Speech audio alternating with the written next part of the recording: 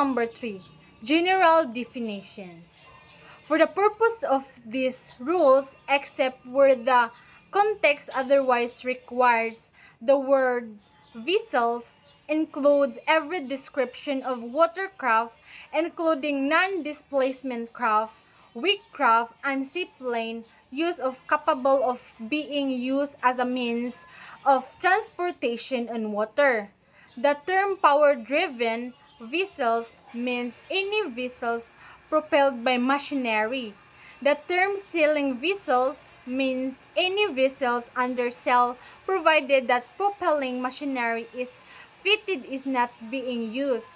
The term vessels engaged in fishing means any vessel fishing with nets, lines, troughs, or other fishing apparatus would restrict maneuverability but does not include a vessels fishing with trolling lines or other fishing apparatus which do not restrict maneuverability. The word seaplane includes any aircraft designed to maneuver or the water. The term vessels not under command means a vessel which through some exceptional circumstance and unable to maneuver as required by these rules and unable to keep out of the way of other vessels. The term vessels restricted in her ability to maneuver means a vessel which from the nature of her work is restricted in her ability to maneuver as required as this rule and is therefore unable to keep out of the way of another vessels.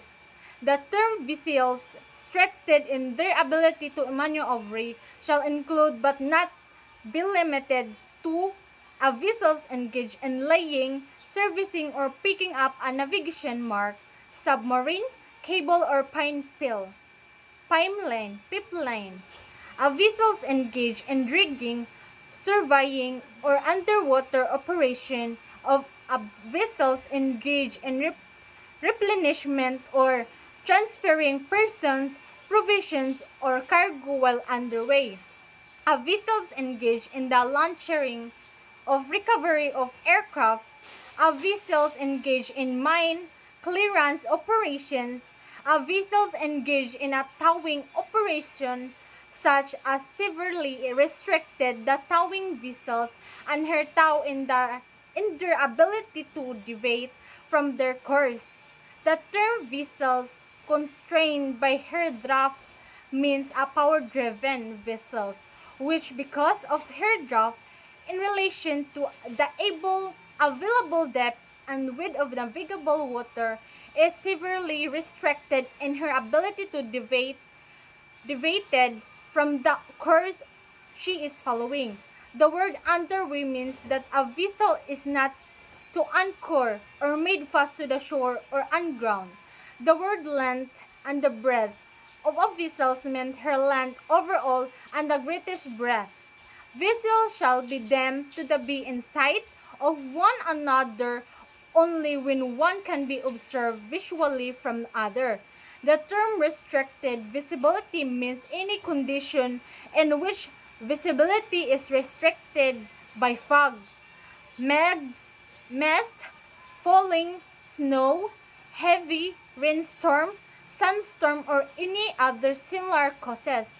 The term wing and ground wing craft means a multimodal craft which in its main operational mode flies in close proximity to the surface by utilizing surface effect of action.